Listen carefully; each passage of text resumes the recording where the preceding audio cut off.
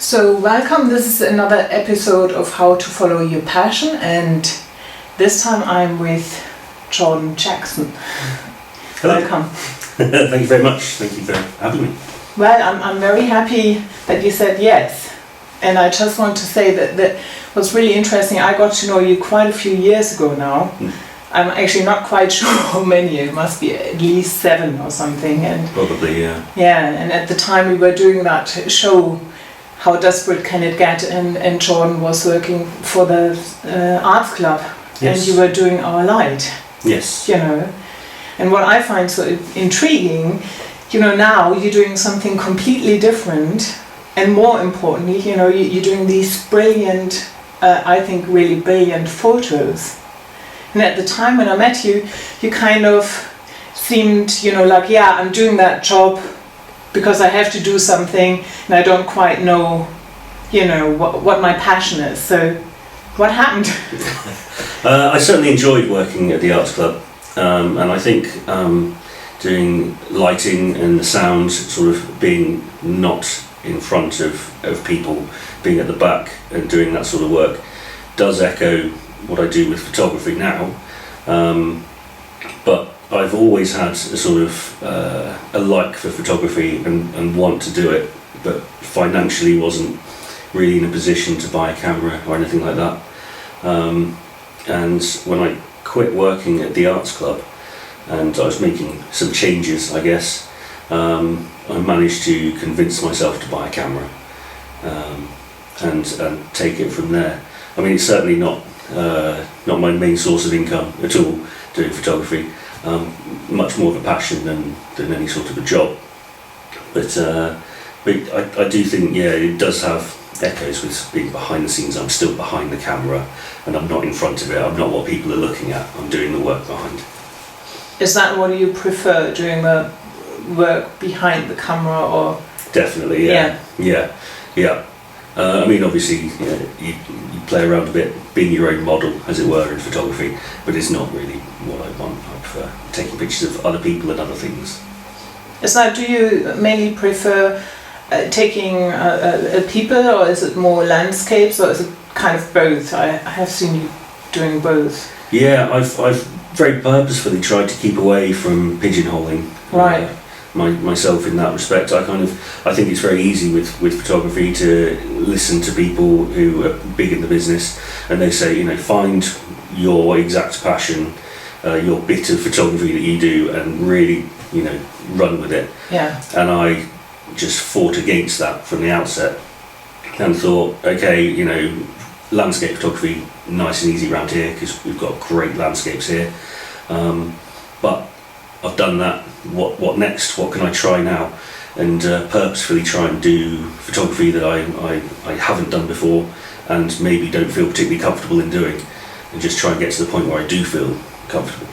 That's interesting. So can you give me an example of something, you know, where you didn't feel comfortable doing? Yeah, certainly.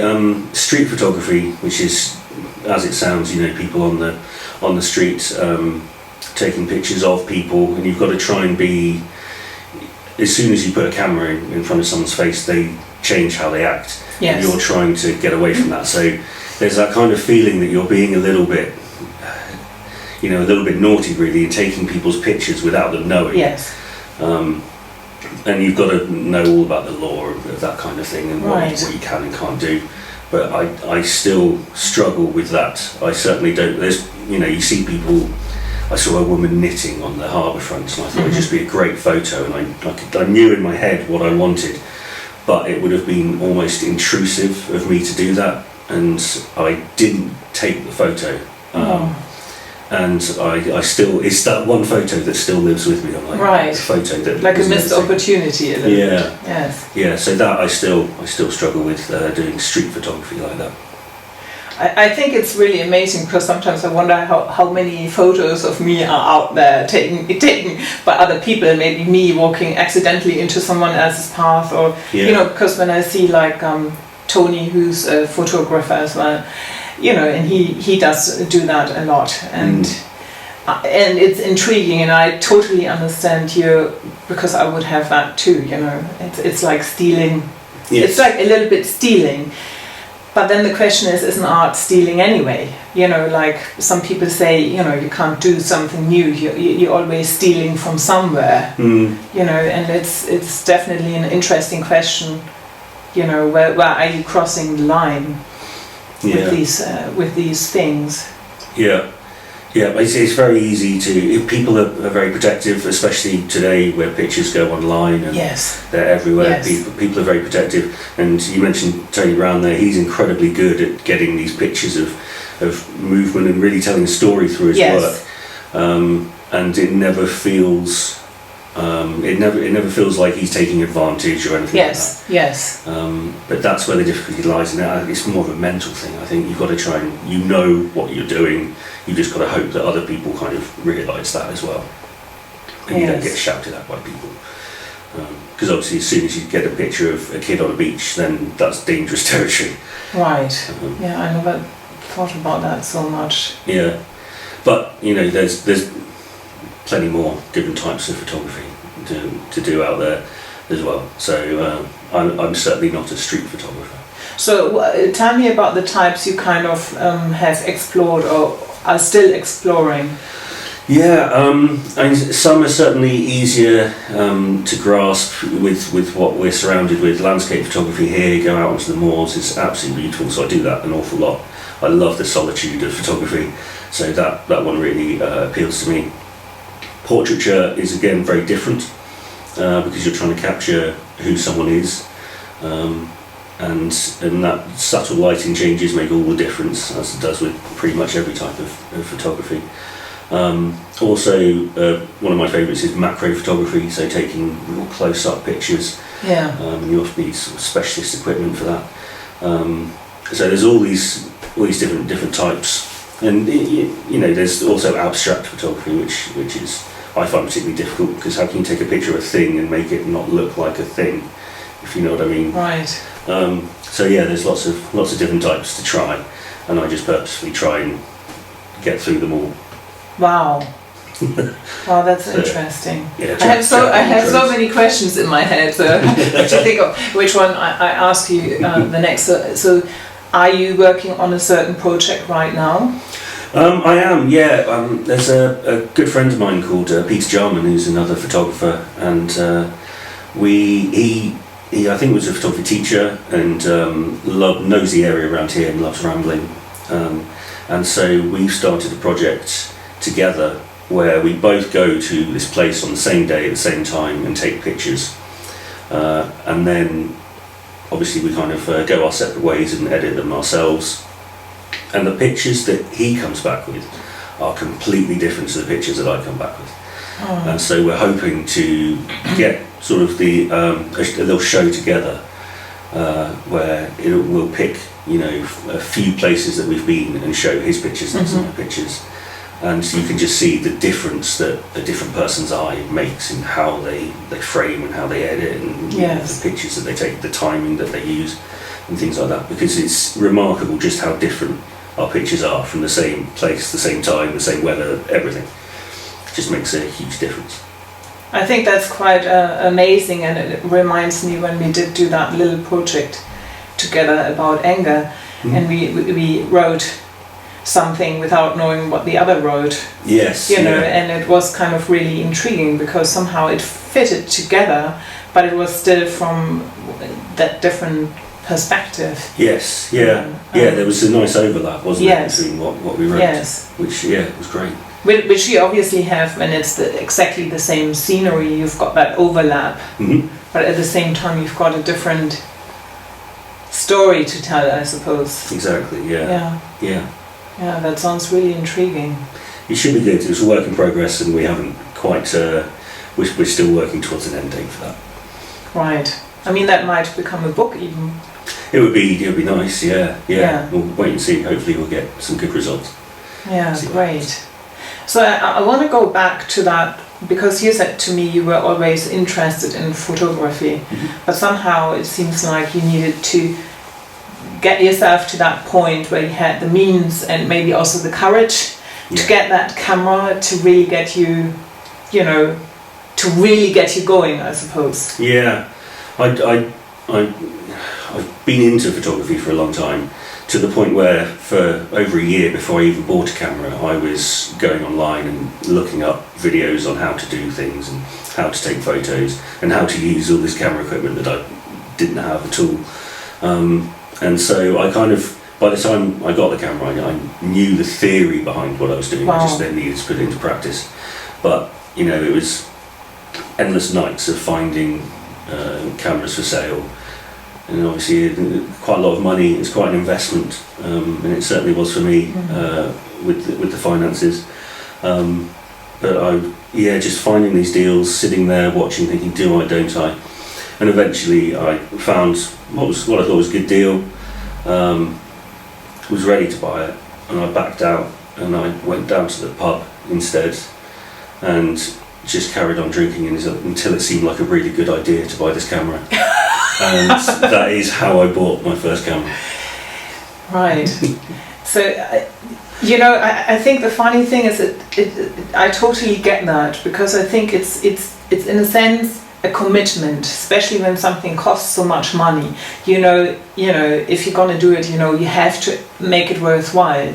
Otherwise it doesn't make sense. So there is actually a lot of, I think often, with the passion, when you really start doing it, there's a lot of fear you kind of have to overcome. Yeah. I think after years of learning about photography, having never had a proper camera, to spend that money, if I then found that actually I was terrible and I hated it, that's years of my life gone. Yeah. Before I'd even spent the money, and then all of that money gone. So I did feel like it was quite a big step. Just getting that camera seems so super now. Just buy a camera and do it. But well, it's a risk, isn't it? Because you kind of like what I hear is like risking failure, isn't it? Like you don't know whether you're as good as you think you could be, and but probably the risk comes with the territory, doesn't it? Yes, yeah, certainly. So how did that, so were you already interested in photography as a kid, or how, when, do you remember? Well, it sounds like a thing which built up. Yeah, there certainly wasn't a point. There was never sort of that pivotal moment where I saw somebody's photograph and went, this is what I must do. But I've always been, I got given a little point and shoot for one of my birthdays, little digital camera. And suddenly there, you can take pictures and try different things out, and if they don't work, just press the delete button. Yeah. That's it. The big advantage of nowadays. And that was fantastic, and it took great little photos. It was a fantastic camera, and then inevitably. How old were you? I must have been. I was probably about 16, 17. Right. Okay. Maybe 17. So quite like late on, really. But I absolutely adored that little camera, and inevitably that one, came to the end of its life. Immediately got another one, and it just kind of carried on from there. But I always wanted more control over the photos. I always wanted to, have more artistic control over the pictures I was creating, which you do through camera settings and things like that. Yeah. Which on the point shoots you don't have that much control. It tends to be what the onboard computer says should be an exposure, whereas obviously now I can fine tune everything, and that's what really makes the big difference to me. It's choice and decisions.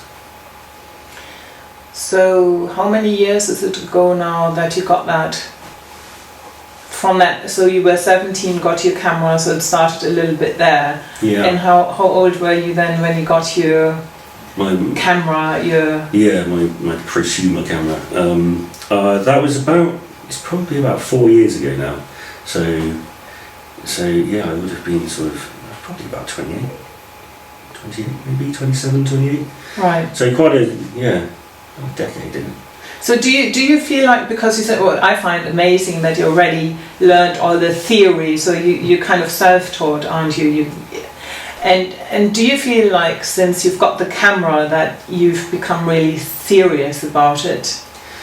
In some ways, yes. I mean, my camera's never very far away from me, and I take it seriously, but you can't take it all. You've got to have fun with it, which I certainly do. And it is just about trying new things And I'm certainly not up there with I'm not an Ansel Adams or any of these great photographers. I'm still very much a learner. It's only been 4 years, and I'm liking what I'm doing now, and I hope that a time will come when I look back at them and go, that was rubbish, look at what I can do now. But yeah, I do take it seriously, but I don't take what I do incredibly seriously. It's fun, as long as I keep progressing.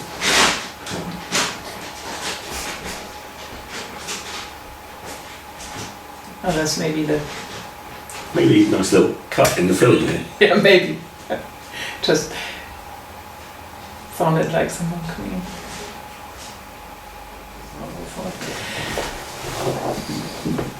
So,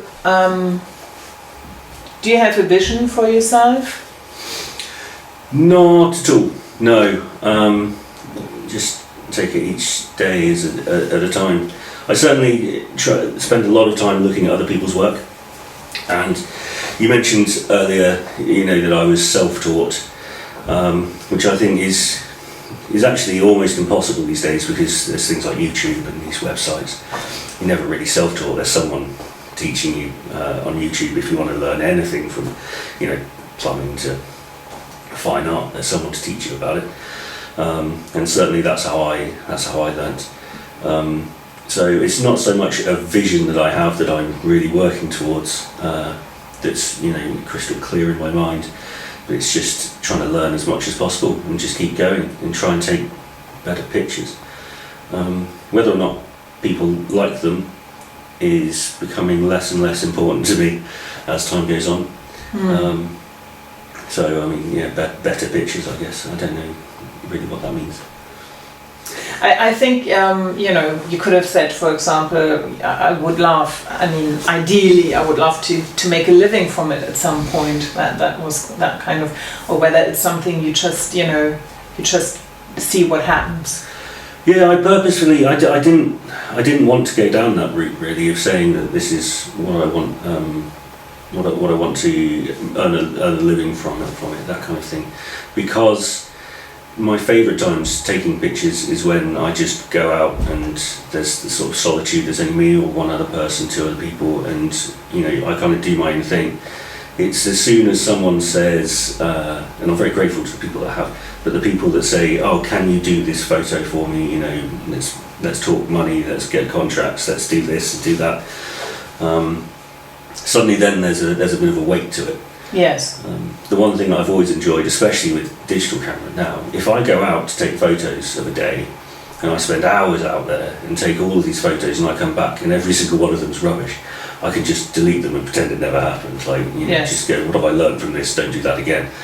Whereas if someone's paying you to go and take pictures of a thing and you come back with nothing, then how do you then ask for money? You can't ask for money for that, and you've wasted your time and their time. And there's all this extra sort of pressure on it. I have done that for people, and it's great. I do think it's a lot of fun. But whether or not I'd want that to be my bread and butter income, whether that's what I do every day, other people's photography in a way, I'm not so sure. Yeah. I did put on a show of my own work down in St Ives, and that went very well. I was very pleased with that, and people were incredibly kind to me. And that's fine, selling pictures after the fact, take the pictures and then sell those. But working to other people's specifications is difficult, I think, actually. And a little bit more pressure than what I would prefer from photography. I do get that, and I think I've just been reading a book about creativity by Elizabeth Gilbert, who was known for Eat, Pray, Love. Yeah. And she said, don't expect your creativity to earn your money. Obviously she earns money with her books now, but she never expected that. Yeah. And I thought that was an interesting one, and it definitely, I think probably it frees you when you have, you've got your other income by working with the Tate. Yeah. But then obviously the other challenge is, maybe it's not a challenge for you, is finding then the time to do your photography. Yes, yeah. I mean, it's always that thing of trying to find a balance. I'm sure everyone finds it in all aspects of their life. You know, you got to work to earn money, but you need the time off. You need to do what you enjoy as well, don't you? And I think it's the same for everyone, whether or not you're creative or not. You've got to try and find that nice balance. Luckily, working for Tate as I do, there is this chance for, you know, there's enough time for me to do other things, and that, you know, that kind of affords me this ability to go and take pictures. And we're so close to beautiful surroundings here that, you know, a photograph is never far away. You walk out the front door and we've got 5 beaches in walking distance, and a nice little quaint town and things like that. That is true. We're very lucky to live here, I think.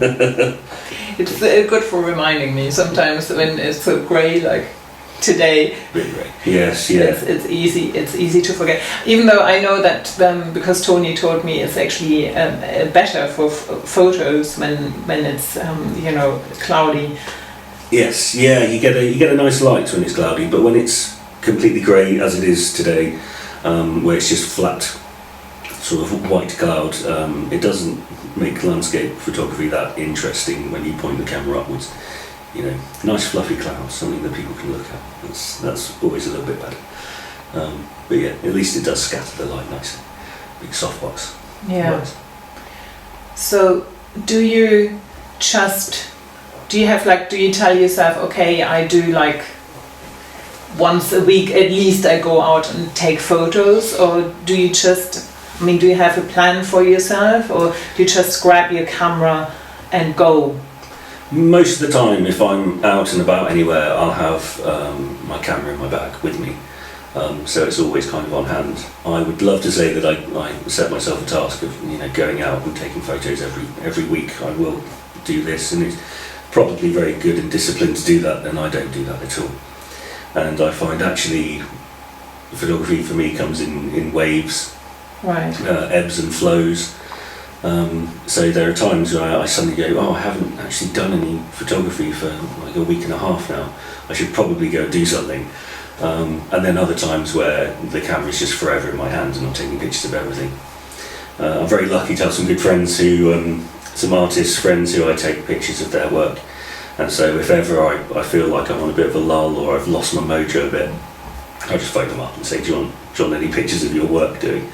And just by going over and taking pictures of their work for them to put on their blog or things like that, just by taking the photos, editing them, I've kind of done it and I'm back in the swing of it then, and then I'll be out quite a lot. That's really interesting, because you know, Edward, whom I interviewed before, I also asked him, because, you know, we often think we have that idea of passion, you know, you either have it or you don't, and it's not quite true, because like Edward said, you have to work at it. You know, and I think it's quite true, and I'm quite intrigued with, you know, these little, how shall I say, these little things we set up for ourselves. Oh, so you have a very clear thing when you try to, you know, get back into your mojo, you call up an artist friend and do that. Yeah. That's brilliant. Yeah, it certainly helps me, because just being in this local artist called Bobby Whatnot, Peter Giles, and I just go around his, and just the act of taking the photos, I'm getting back in the swing of it, you know, the feel of the camera again, but also chatting to another creative, you know, a creative Yes. person. You suddenly, you know, because they'll say, oh, have you ever thought about this? And you go, Yes. oh, from there I can do this and do that, and Yeah. and then, I mean, do you find the same thing? You sometimes just have a creative rush and you're doing things, you're coming up with ideas all the time, and then other times you're a bit foot off the pedal. Yes, totally. I feel totally, and I feel for myself that I find it easier when I'm working on projects, you know, like this with the interviews, and like I find it always hard to get things going, you know. Yeah. And once I get them going, it's easier. Yeah. But also, like, I was for Christmas in Germany for 2 weeks, and I had quite a nice thing, a flow going beforehand. Yeah. And I come back, like I've been away for 2 weeks, and I come back and I find it incredibly difficult to find that again, you know. And it's like sometimes I wish, like, I think really it is quite a good idea to know what you can do to get yourself out of that, you know. Yeah. I mean, we're again very lucky to be down here because there's so many creative people down here. So, you know, myself and Pete Jarman, the photographer friend that I'm doing this project with at the moment, again, he'll just phone me up and say, let's go out, let's do something. And even if I, you know, drag my feet, oh really, you know, it's cold outside. But as soon as you're out there, you know, you kind of get into the swing of it. And the more you do, the more you do. That is certainly true. That is certainly true, and I think it's also something people don't talk about very often, because I think it's like you think it's only you who feels like that resistance. Yeah. For example, you know, I'm sometimes surprised how can it be that I feel resistant to the things I actually love doing. Yeah. You know, and yeah. And I think everybody. It's so hard in a sense, even though, you know, you don't have to worry about the money, so that's fine, you know, so that's one pressure you haven't got. But it's still that I don't feel like it today, and you know, there's always so many reasons why you shouldn't be doing things. Yeah, it's very easy to give into them. Yes. You spend the day in bed. But actually, I think probably those days are as important as the days when you're out there. I think you can probably burn out. You know, if you're. I see some people and they're like, I've got to every single day. I must do. You know, be out there and be creating and do something. And I imagine if I did that, I would end up with, you know, every day a mediocre thing that I've created. Whereas I quite like the fact, you know, spend the day in bed and go out and ace it the next day and like get it done. And I think that really helps. I think you can look at your own work too much as well, can't you? Get inside your own head a bit too much. I think, spend the day in bed. Don't worry about it for a bit, and then look at it with fresh eyes. That I like that, because I think we are in a society. I mean, us Germans, for example, are known for pushing. I know, you know, I did that film training in the LA, and the teacher said, you know, it was like an international class. Yeah. And he said that every nation brings something different to the table, and Germans kind of like to push a little bit too much. And I thought that was interesting. And so, you know, it's a difficult one to know sometimes where you have to push yourself and sometimes where you kind of have to let go. Yeah. You know, I think that day in bed only works if you don't feel guilty about it. Yeah. You know, and if you kind of manage to let go, and also if you manage to say, really, okay, and then the next day I do that, it's... Yeah. But then, it's your passion, get out there and do it. People listen, it's your passion, get out there and do it. It's as simple as that. But I feel like I'm coming out with all kinds of rubbish, contradictory advice, but there we go. I think what I really find interesting, and I think everybody has got different ways of dealing with things, but with you it seems to be really important to actually connect with other people, you know, with other artists, and get inspired by them. You know, and not just like you said, because you can get hung up on your own stuff a little bit too much. Yeah, it's an interesting one. I do rely on other people so much, I guess, for my artwork, for my photography, considering that I'm fairly antisocial. And the thing that I really love about the photography is going out by myself with just a camera and a tripod. And just everything kind of just slows down, and you can just think for yourself for a little bit, and there's no one else around. But then I guess every other aspect of it, from, you know, learning how to do things and getting feedback, you need other people around you. You need a decent support network. So I'd never really considered how much I needed other people. But now you've brought that to my attention. Yeah, I think it's a good thing. I'm kind of curious how you build up that support network, and whether because, you know, did your people change through doing more of your artwork versus to before, where you might have been just going for a drink, for example? Yeah, St Ives is quite a societal town. There's everyone's out doing things quite a lot, and working at the arts club meant that I was certainly around an awful lot of creative people and meeting people and being introduced to other people. I was very fortunate to meet people like Peter Giles, Bobby Whatnot, the artist, because he's incredibly good at matching people up. Bobby Whatnot. He's a fantastic local artist. Does these amazing dotty pictures and dots on stones and leaves them around. Does these art drops. So if you're ever in St Ives, look out for his work. They're everywhere. But he'll be chatting to you, and then you can just see him kind of twig. He knows who you need to meet, and he'll make it happen. And so suddenly you're building up this big network with him. I think I need to meet him. You probably have actually. He used to own Cafe Art with his wife, so. Right, but he doesn't anymore? He doesn't. Now he runs the Barney Workshop, which is a workshop just down the road from here in Barney, at the edge of Barney car park. Right. Lovely guy, and very, very talented. And yeah, it certainly helped me a great deal in what I do. Uh-huh. Yeah. And you met him through the arts club? I have no idea how I met him actually. He ran Cafe Art, which I used to drink in, but I'm not entirely sure how our paths crossed. I think it's just one of those serendipitous moments really where you end up chatting to someone. I think he'd heard about me from various people and I'd heard about him, and we just kind of crossed paths one day and we were like, that's you, and he was like, that's you, and he went from there. So serendipitous moment. And I think that actually, I believe that happens when the more you kind of get out there and do things and follow your passion, that you have these little serendipitous moments. Yeah, yeah.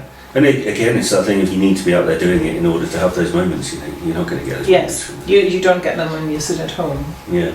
I think so far, what I heard is that it's important, which I find really, really interesting, to have a network of people, of other artists who kind of really support you and give you that feedback as well, probably constructive feedback. And the other thing I heard, which I thought was really interesting, is that you somehow don't push yourself too much, and that you give yourself these, refill the creative well, or however you want to call it, and then go out there and do it again. I think with all kinds of things, especially with photography, you don't speak about that because obviously that's what I know.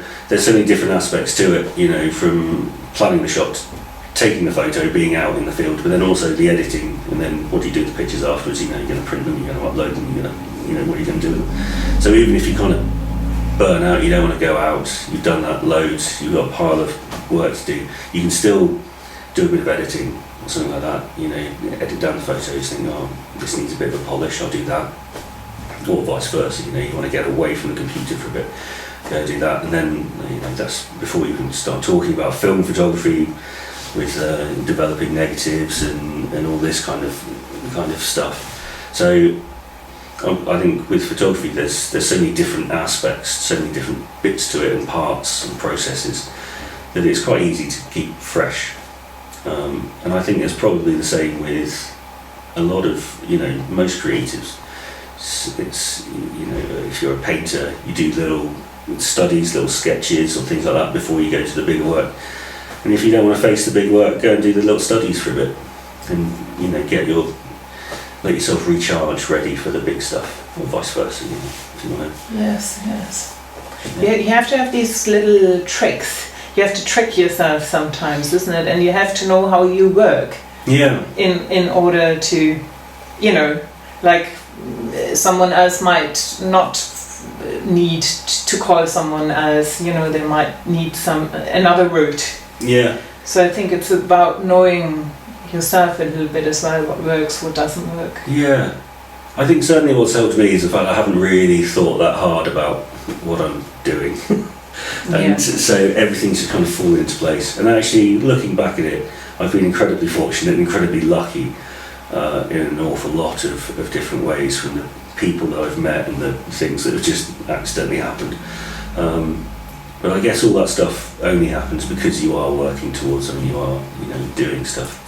following that passion, Yeah, basically.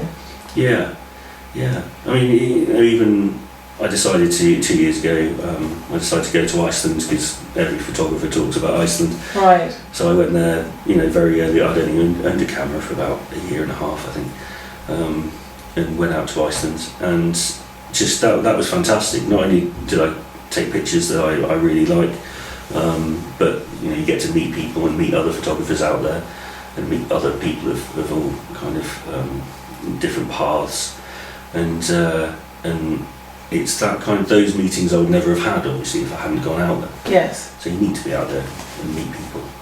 Yes. Yeah. So do you have what do you think is your biggest challenge?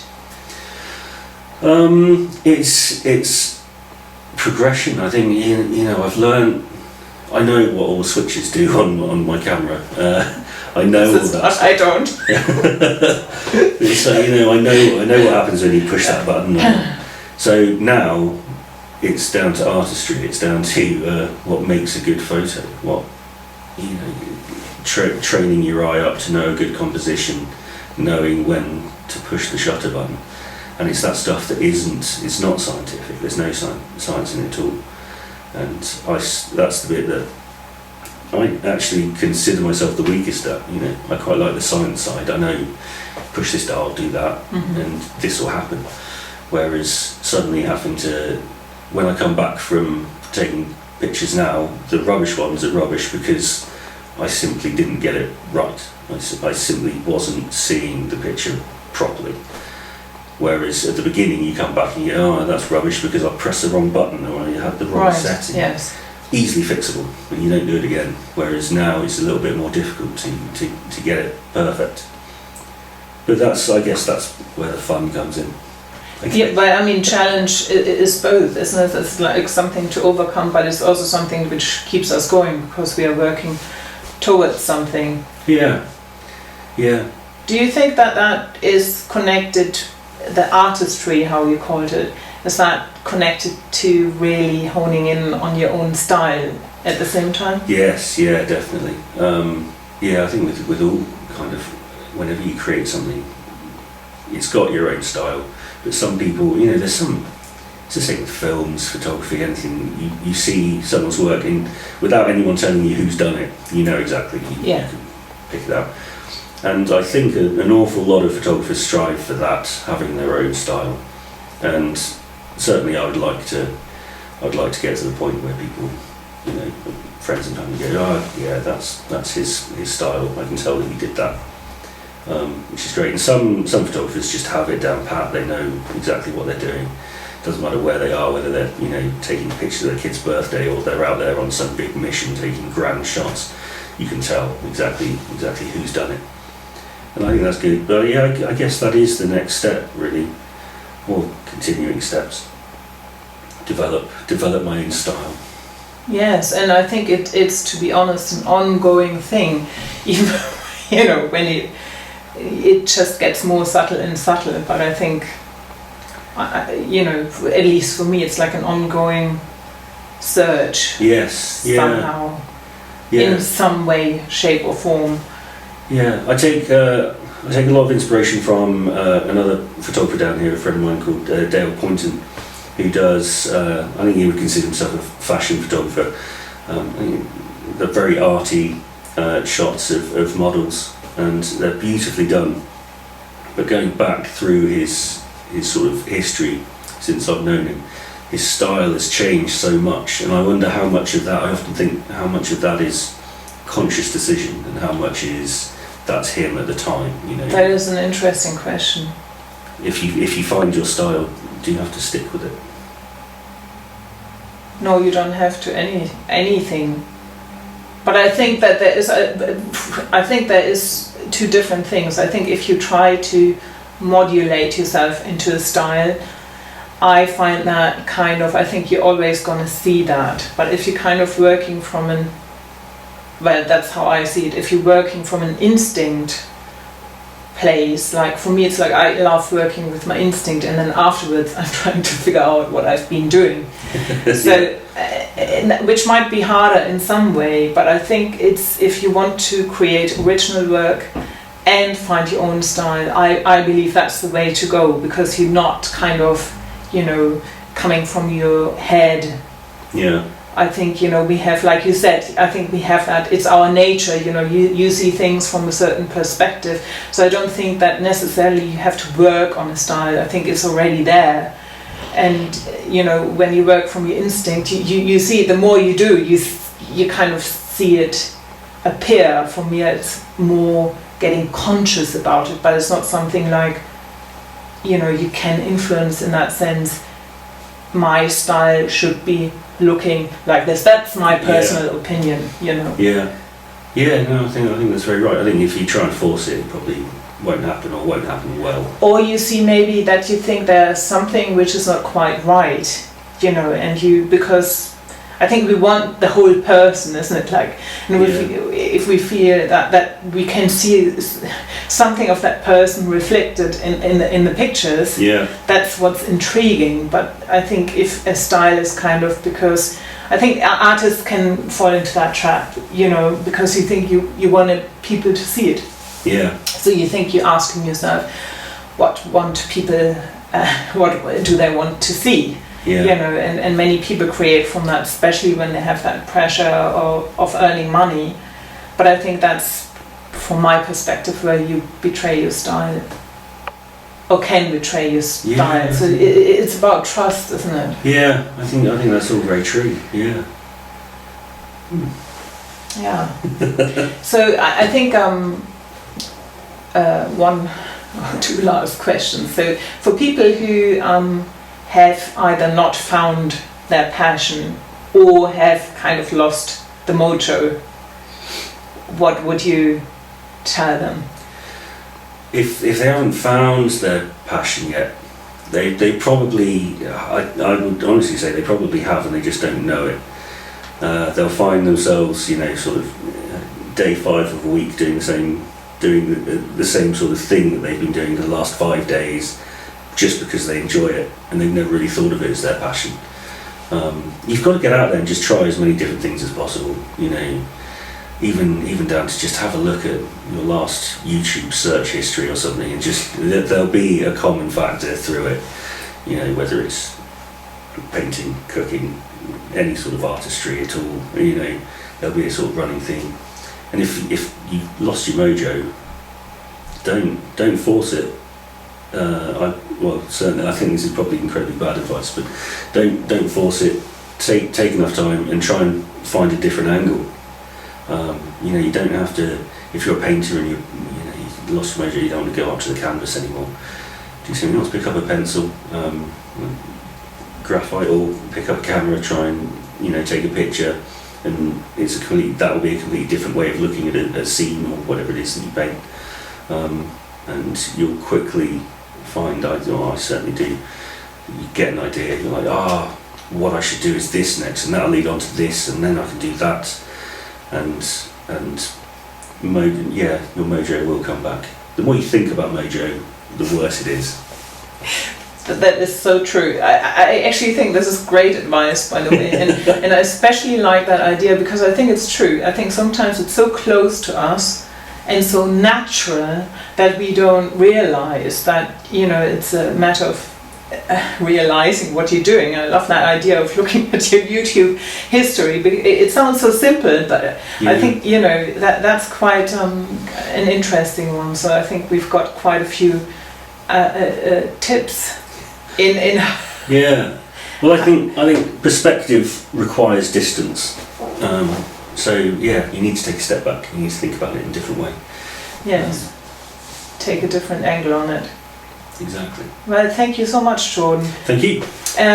Where can people, when people want to see your photos, where can they find you? I'm on the usual sort of social media things, so Facebook, Instagram, and Flickr, and all that kind of stuff. And they're all just URL, hashtag, and then Jordan Lawrence Jackson.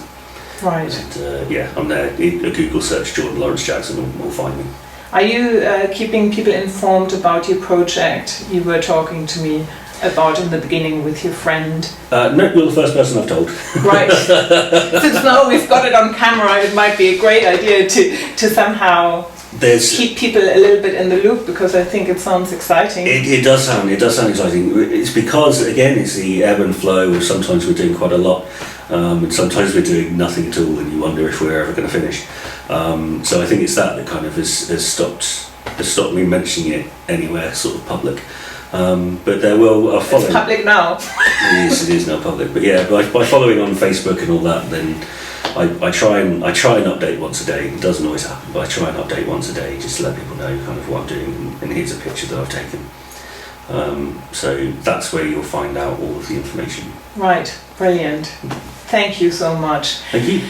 So that was another episode of How to Follow Your Passion. And if you want to keep in the loop when the next interview is coming up, please subscribe to my newsletter, and you can subscribe on my website anjakersten.com. Okay, bye bye.